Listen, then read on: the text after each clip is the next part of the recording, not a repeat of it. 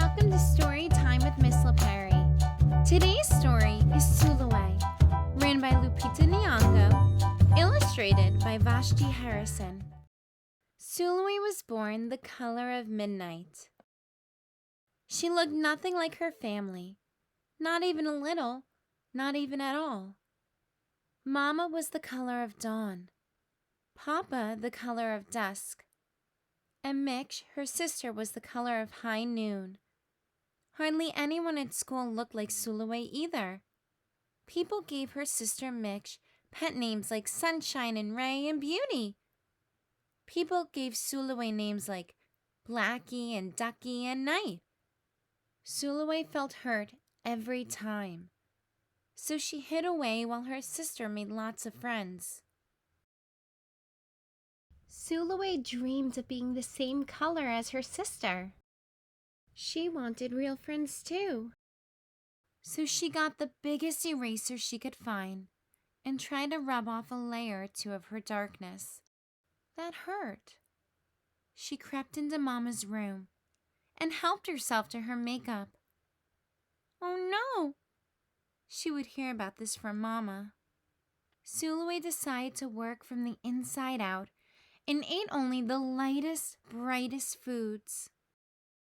With a stomachache, she went to bed early and turned to God for a miracle. Dear Lord, why do I look like midnight when my mother looks like dawn? Please make me as fair as the parents I'm from. I want to be beautiful, not just pretend. I want to have daylight. I want to have friends.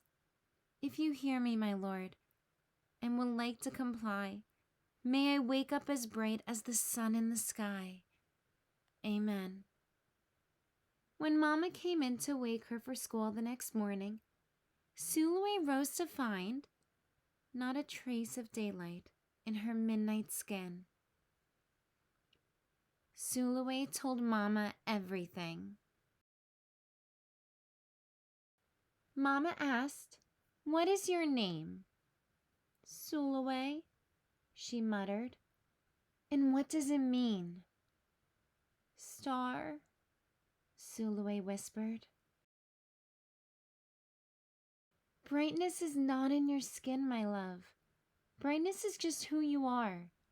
As for beauty, Mama said, rubbing Sulwe's stomach the way she always did to comfort her, you are beautiful. Sulwe sighed. Well, you are beautiful to me, but you can't rely on what you look like to make you feel beautiful, my sweet. Real beauty comes from your mind and your heart. It begins with how you see yourself, not how others see you. Now up you get and out you go.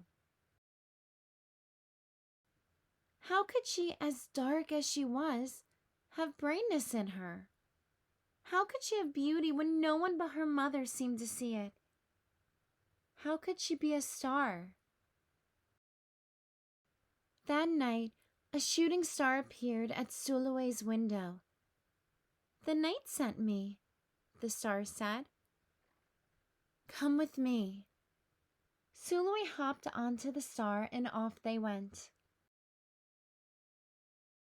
Long ago, at the beginning of time, said the star, there was night and day, and they were sisters. They loved each other very much, but people didn't treat the sisters the same. People gave day pet names like lovely and nice and pretty. People gave night names like scary and bad and ugly. She felt hurt every time. Well, Night got fed up and walked off the earth. Day stayed behind and enjoyed making everybody happy in the sun. But then Day grew too long. Day began to really miss her sister. So did everybody else. There had to be a way to get her back. Day set off to find Night. And she did. "I miss you," said Day. "I miss you too," said Night. "But you don't know what it's like to be treated badly for being dark." "You're right, I don't," Day replied. "But But what I do know is that we need you just the way you are. Come and see." Night returned and the people rejoiced. "We need the darkest night to get the deepest rest. We need you so that we can grow and dream and keep our secrets to ourselves." The stars chimed in. Brightness isn't just for daylight. Light comes in all colors, and some light can only be seen in the dark. While day had a golden glow, with night everything had a silver sheen, elegant and fine. Day told her sister, "When you are darkest is when you are most beautiful. It's when you are most you." Could it be that night did not need to change? Not even a little? Not even at all? Now that night and day were back together, a little bit of night returned to day in the form of shadows, and a little bit of day returned to night in the form of moonlight. They were inseparable from that moment on, and promised to celebrate the brightness in each other, whether people chose to see it or not.